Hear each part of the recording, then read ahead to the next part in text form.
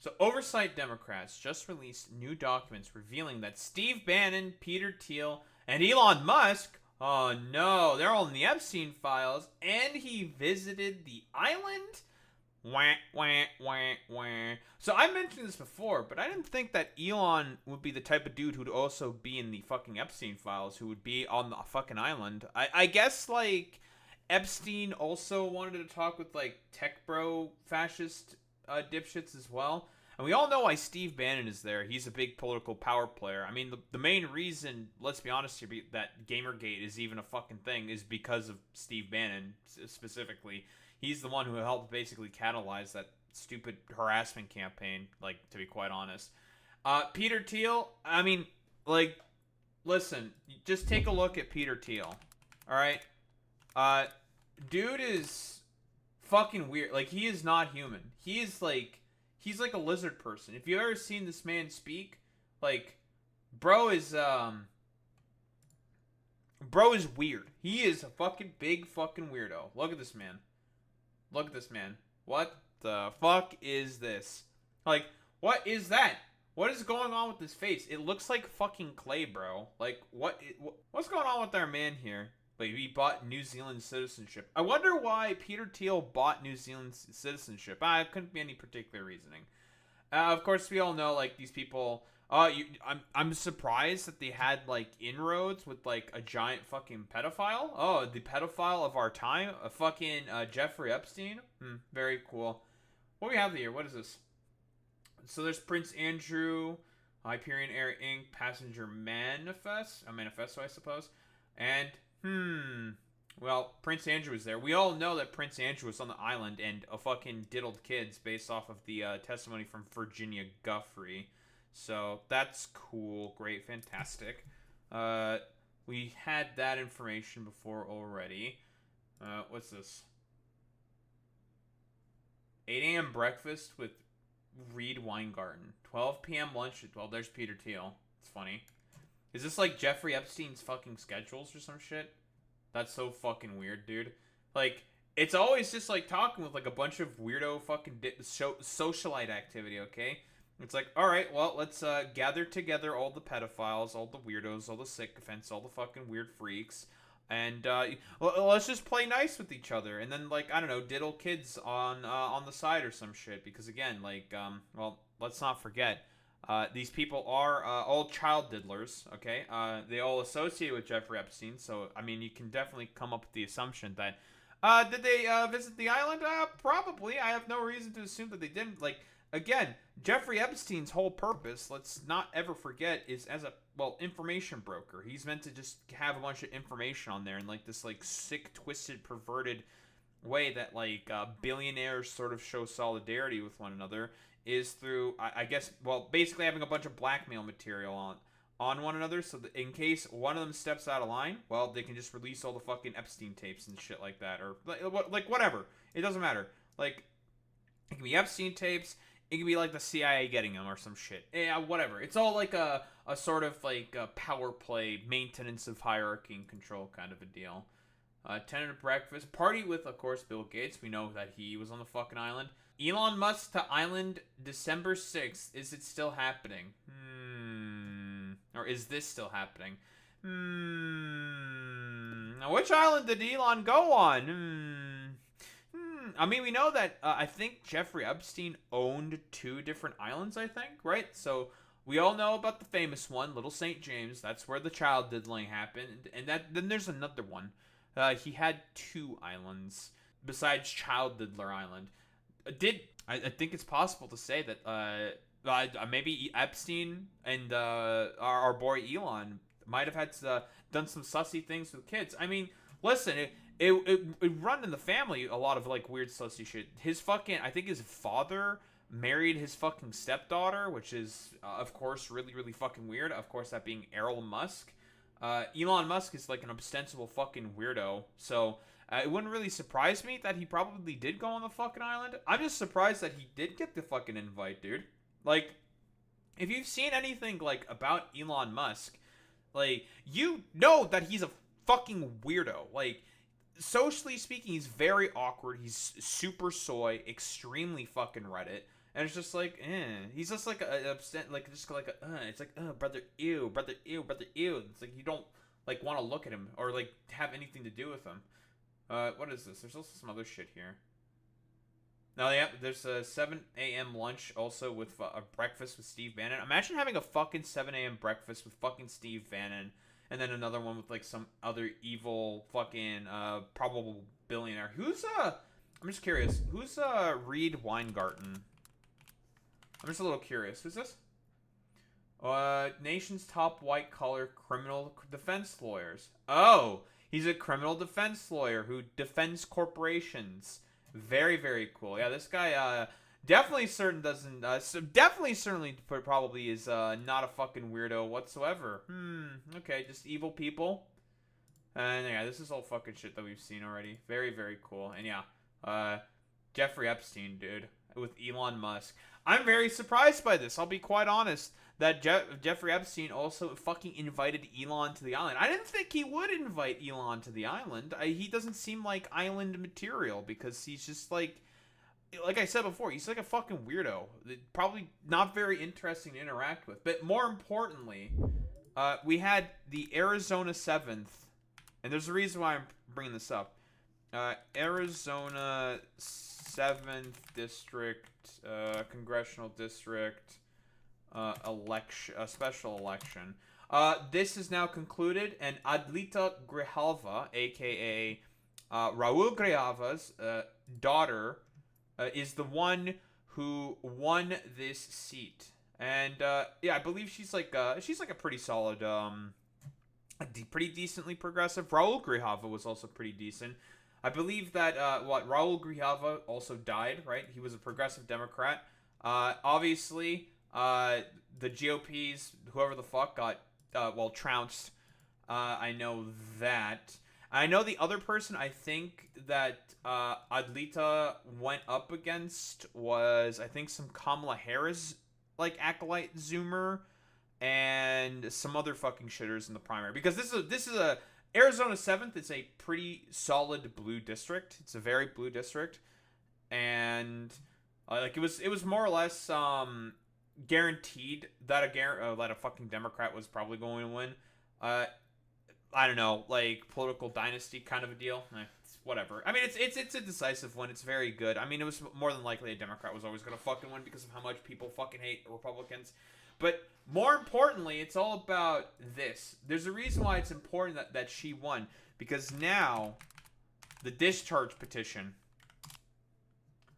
now gets to go through. With Adlita Grijalva winning, this is the 218th vote that the Democrats, along with Thomas Massie, Nancy Mace, I believe also Marjorie Taylor Greene, and Lauren Boebert, needed to have the discharge petition go through to have the release of the Epstein files. And right now, oh yeah, this is what's also a thing that happened. Specific one. Yeah, this there was like basically someone put up this statue of Trump prancing about with Jeffrey Epstein in front of the White House, which is really, really funny. And it got removed. Who put up the fucking I know there was like another guy who also put up a 12-foot like gold statue of like Trump holding a Bitcoin or something. It was like really soy and cringe and stupid. This is way funnier because again, Trump is in the Epstein files. He's in the fucking goddamn files. He is in the motherfucking goddamn Epstein files. Okay, so that's why this is always going to be hilarious to me. So very, very cool. Yeah, Crypto Bros did do his cringe statue, but yeah, this statue is based. The other one before, cringe. This is based because it's really funny. So we all know that Grijalva now getting in is 218. So now the Republicans are going to scramble to try to do everything possible to try to block this. Maybe even try to flip one of the Republicans that are looking to go along with the Democrats on this one. Maybe make one of them flip. Who might flip? I mean, I have no idea. Like, I don't know if Marjorie Taylor Greene would flip, right? Would she flip? I don't think so, right? Like, she's incredibly fucking conspiratorially minded and would want the release of the Epstein files. Thomas Massie's doing what he's doing purely out of spite. And, hey, man, listen. Go ahead, my man. be spiteful. Fuck fuck the Republicans. Blah blah blah. Trump's like treating you like shit. He's being spiteful. He's in it to fucking win it. I don't know about Lauren Boebert. She's also like a conspiratorial wonk crank. I think the only one who could potentially flip is Nancy Mace, because Nancy Mace doesn't believe in anything. Like fundamentally speaking. So yeah, she's probably the only one who'd fucking flip, to be honest, would be her, because she's just like a dumbass. Yeah, she's just like a dumbass who likes eating beans too much. But what? Adlita Grijalva's victory on Tuesday in a special House election in southern Arizona sends another Democrat to Capitol Hill and secures the deciding 218th signature on a discharge petition designed to compel the Justice Department to disclose the still concealed documents related to the late child sex offender, that being Jeffrey Epstein. Grijalva's endorsement will force a House floor vote on the proposal over the objections of Speaker Mike Johnson and other GOP leaders, who are siding with President Trump in opposition to the bill. I think there's also hasn't there been like leaked internal memos talking about like other Republicans are just like, yeah, just fucking like in the House saying like, fucking release this shit, man, just release it, who cares? Because of course, if this goes through the House, it still would have to get through the Senate, right? Because the discharge petition, what it's meant to do is force a House floor vote. So this would force the House to vote on the bill to release the Epstein files, or for the DOJ to release the Epstein files. And more than likely, what's going to happen is it'll go through. It will go through the House, 218 to 217, something like that, whatever. And then it hits the Senate, and I don't know what would happen in the Senate. It probably would die in the fucking Senate, wouldn't it? Right? Last thing I remember is, like, the Senate voted against release of the Epstein files. Senate voting against release of the Epstein files, right? This was a thing that they did silent. Like, while all the dumbass fucking Charlie Kirk shit was happening, yeah, Republicans blocked Senate vote to release Epstein files. I think it was like it was along partisan lines, basically, right? So that's pretty cool. Schumer's effort to force a vote on the Epstein files. Yeah, and they fucking blocked that shit. Very, very, very fucking cool. We love the Republicans blocking the fact that I was probably a pedophile. Very, very cool. But yeah, Mike Johnson's trying to do everything possible to just get someone to fucking flip. I mean, Thomas Massey's unmoved. Yeah, it's also Nancy Mace, who is probably one of the people who might flip. Probably will flip. Could flip. I don't know. Marjorie Taylor Greene and Lauren Boebert, which is going to be enough, right?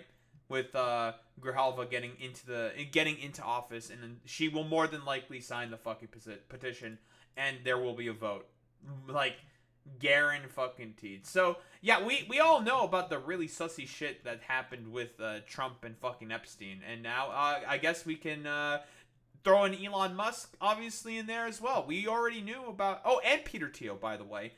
Because it makes a lot of sense that Jeffrey Epstein would want to make inroads with, like, a lot of the tech oligarch dumbasses. Because, again, Jeffrey Epstein's whole thing is that he's a socialite and he is an information guy. He's all about getting information on as many people as fucking possible and having stuff on as many as possible for the express purpose of having, well, the blackmail material over them in case any of those billionaires decide to step out of line. That being, well, child diddling. Because what's worse than fucking child diddling? So yeah, Elon Musk made it to the fucking island, and the discharge petition is looking like it's gonna go through unless one of these motherfucking Republicans flip. Again, like I said before, I don't think Thomas Massey's flipping. I don't think so. He's just operating off of spite, and we love that for him. And Marjorie Taylor Greene, and probably not Lauren Boebert, because they're two very, like, psychopathic, conspiratorially minded people. And the only one would be Nancy Mace, because she doesn't believe in anything. Like, she believes fundamentally in nothing. Like, I think she's for the release of the Epstein files just because she thinks it's, like, popular with the, like, whatever dumb fuck she's trying to appeal to. But yeah, I don't know, like, what else is there to really say besides... fucking Elon Musk's in the Epstein files probably went to the fucking island. All same with Peter Thiel, the weird lizard person. Listen, we've seen this motherfucker. Okay, he's not human. And the Epstein files might be getting released relatively soon. There's still going to be some challenges over it. Like if it gets voted to pass through the House, that would mean that the DOJ would have to provide stuff to the House Oversight Committee, and then they can release the fucking files, right? That's what would fucking happen, right? Because the Senate's gonna get shut down. If this also does go through the Senate, which I don't think it does, it's not gonna be fucking released. So yeah, it's listen, that dumbass fucking Trump about to be fucking checked by the fucking Epstein files, because he's definitely in the fucking goddamn Epstein files. I'm going to keep reiterating this exact same point again. He is in the fucking goddamn Epstein files. That's also a very good point, Boy Meets Mini. Yeah, the government shutdown will also throw a bit of a delay into this, a bit of a spanner in the fucking works. Let's be honest here, and maybe he is trying to not negotiate with the Democrats to try to force a further delay with the Epstein files. It's a very, very good point that you're bringing that up, Boy Meets Mini, right? In terms of the government fucking shutdown. So he might be trying to do that as a delaying tactic, a further delaying tactic, but like that's just gonna make it such that it's not gonna go away, right? Like everything that they've been trying to do to cover this shit up after promising that they were gonna be the ones who released the Epstein files have just been complete utter failures. It's just like, dog, maybe you shouldn't have promised to have released the fucking files if you really didn't want any of the information in there to be released. Again, like reaping and sowing, Republicans, like this is exactly what you fucking wanted. So like spare me it. Like reap what you fucking sow kind of a deal. But yeah, we're about to see the release of the fucking goddamn Epstein files. It's gonna probably like it's one of those things where it's not gonna be if, but now like I think it's gonna be when is it gonna be released, because I think at this point it's more or less guaranteed that they're gonna be fucking released, right? It's merely a matter of like when the fuck is it gonna happen at this point. So yeah, good to see that the Epstein files more than likely are going to be released relatively soon. So we're going to see all the dipshit fucking weirdos who probably went to the goddamn island to diddle kids and stuff. A lot more than we currently know, besides just like Prince Andrew and other shit, and like Ghislaine Maxwell also participating in the diddling of fucking children. So great, fantastic. It's going to be good to know that that shit that was released as part of phase 1, quote unquote, that LARP shit with that, where it's basically completely fucking redacted, is well, guess what, that's not going to be redacted anymore, because again, we know that Trump is in the fucking Epstein files. That's why they're doing everything possible to pathetically delay and cover it up as much as they fucking can. And also with the Washington Street Journal, well, the Wall Street Journal rather, report about the Epstein files. We know that Pam Bondi said to fucking Trump, saying that you're in the files. You are in the files, President Trump. So we know his dumbass is in there, and they're trying to do everything possible to do like a really pathetic cover up. So good to see that it's going to be released relatively soon, and we'll have some fucking potential accountability. I mean, probably not. I mean, we all know that most of these people are fucking weirdo, probable fucking pedophiles anyway. So very, very cool. We love that. It's good to see that these dumbass files are probably about to be released relatively fucking soon. So it's honestly, yeah, just a positive fucking development. Some fucking good news for like once, I suppose. We can make fun of Elon Musk, besides being really bad at fucking video games, but also potentially being a pedophile. So don't think there's really much else to say besides well, Elon, he visited a fucking Jeffrey Epstein island. I wonder which island it was. I wonder.